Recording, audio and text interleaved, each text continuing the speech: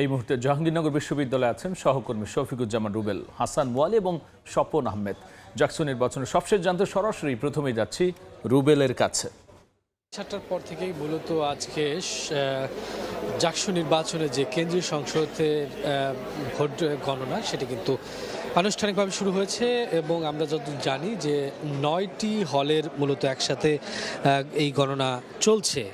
যেমনটা এর আগে জানাচ্ছিলাম যে দুদিন যাবত এই গণনা ধীরগতির কারণে কিন্তু আজকে বৈঠকের পর লোকবল বাড়ানো হয়, টেবিল সংখ্যা বাড়ানো হয়। আগে মূলত 7টি টেবিল ছিল, আরও 2টি টেবিল বাড়ানো হয়েছে। এর আগে আরও কম ছিল, তখন ছিল 6টি।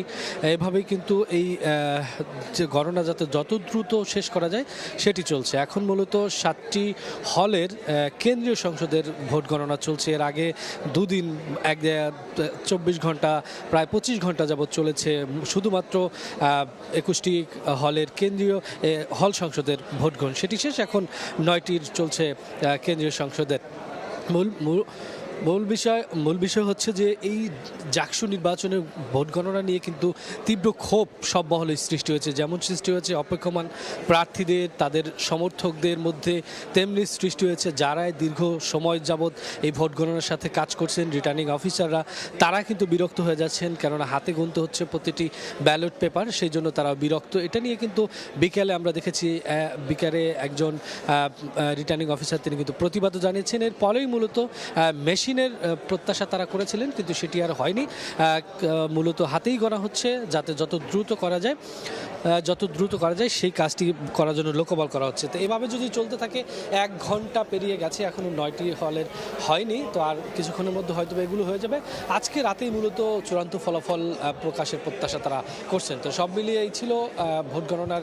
এখান থেকে আমাদের আরেক সহকর্মী হাসান ওয়ালি, তিনি রয়েছেন ঠিক বাইরে, তিনি জানাবেন সেখানে পরিস্থিতি।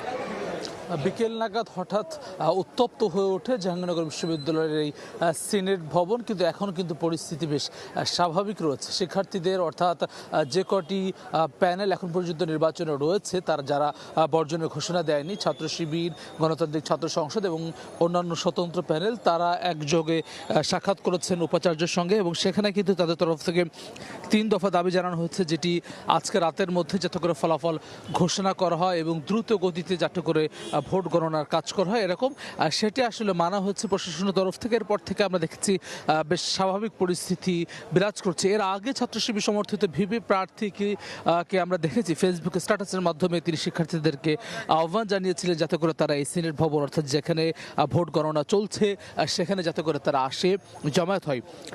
কিছুটা আলোচনা পরে সেই বিষয়টি আসলে কিছুটা শান্ত হয়েছে, তবে শিক্ষার্থীদের উপস্থিতি কিন্তু এখন আসলে সিনেট ভবনে রয়েছে। যারা অপেক্ষা করছেন তাদের নির্বাচিত যে ছাত্র প্রতিনিধি হবেন তাকে আসলে তারা কে হন সেটি জানার জন্য তারা অপেক্ষা করছেন। তারা বলছেন শিক্ষার্থীরা যেহেতু তাদের ভোটাধিকার প্রয়োগ করেছেন, সেটি যাতে করে কোনো ধরনের গড়িমসি না করে প্রশাসন যাতে করে সেটি খুব দ্রুত সময়ের মধ্যে ফলাফল প্রকাশ করে, সেই প্রত্যাশা তারা করছেন, সেই দাবি তারা জানিয়েছেন। আমরা জানি গতকাল বিকেল 5টায় ভোট গ্রহণ শেষ হওয়ার পরে রাত 10টা থেকে ভোট গণনা শুরু হয় এবং সেটি কিন্তু নানান নাটকীয়তার মধ্য দিয়ে দুপুর নাগাদ আসলে যেই হল সংসদগুলোর যে ভোট গণনা সেটি শেষ হয়, কিন্তু কেন্দ্রীয় সংসদের ভোট গণনা শুরু হয়েছে 6:30টার দিকে। এর মধ্যে কিন্তু একজন শিক্ষক দায়িত্ব পালন করতে যে তিনি মৃত্যুবরণ করেছেন, যার ফলে অন্যান্য শিক্ষকরা কিন্তু বলছেন যে অ্যানালগ পদ্ধতিতে ভোট গণনা করা হচ্ছে সেটি অনেক বেশি কষ্টদায়ক এবং অনেক অসুস্থ হয়ে পড়ছেন, যার ফলে কিন্তু এখন কিছুটা লোকবল বাড়ানো হয়েছে যাতে করে দ্রুত সময়ের মধ্যে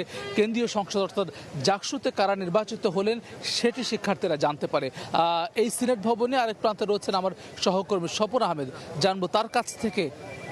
জাকসু নির্বাচনের যে নাটকীয়তা আসলে তৈরি হচ্ছে, সেই নাটকীয়তা কিন্তু এখনো শেষ হয়নি, কারণ অনেক টাইম আসলে চলে গেছে, এখনো ভোট গণনা চলছে। আমার সহকর্মীরা যেমনটি জানাচ্ছিলেন যে ভেতরে যে ক্ষোভটি আসলে তৈরি হয়েছে, সেই ক্ষোভের বহিঃপ্রকাশ কিন্তু আমরা সিনেট ভবনের বাইরেও দেখতে পেয়েছি। কেননা যখন আমরা বিকাল থেকে এখানে অবস্থান করি, বিকালের দিকে আসলে কিছু সংখ্যক শিক্ষার্থী বা যারা প্রার্থী ছিলেন বা তাদের সমর্থকরা তারা আসলেও সন্ধ্যার পরে কিন্তু বিষয়টি একটু অন্যভাবেই গড়ায়, অর্থাৎ তারা অনেকটাই উত্তেজিত হয়ে পড়েন। তারা দ্রুত এই ফলাফলের দাবি তারা করে একটি মিছিলের মতো সংক্ষিপ্ত আকারে মিছিল তারা এখানে স্লোগান দিয়ে তারপরে তারা উপরের দিকে উঠে যান এবং পরবর্তীতে তারা দাবি করেন যে আজকে সন্ধ্যা 7টার মধ্যে এবং কোনো প্রার্থী দাবি করেন যে আজকে রাতের মধ্যেই তারা আসলে এই ফলাফলটি চান।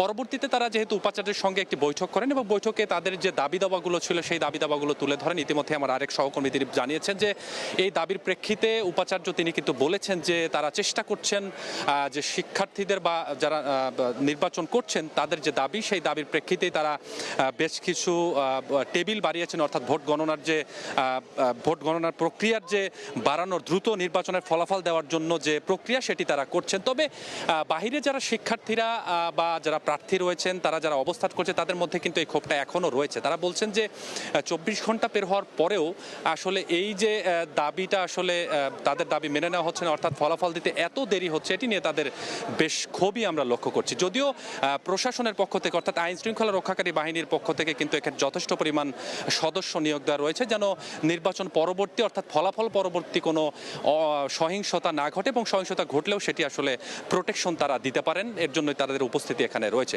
সব মিলিয়ে এখানে শিক্ষার্থীরা সহ যারা প্রার্থী রয়েছেন তারা অবস্থান করছেন। এখন শুধুই মাত্র অপেক্ষা সেটি হচ্ছে ফলাফলের। তো এখন পর্যন্ত সিনেট ভবনের বাইরে থেকে এই ছিল আমার কাছে সবশেষ।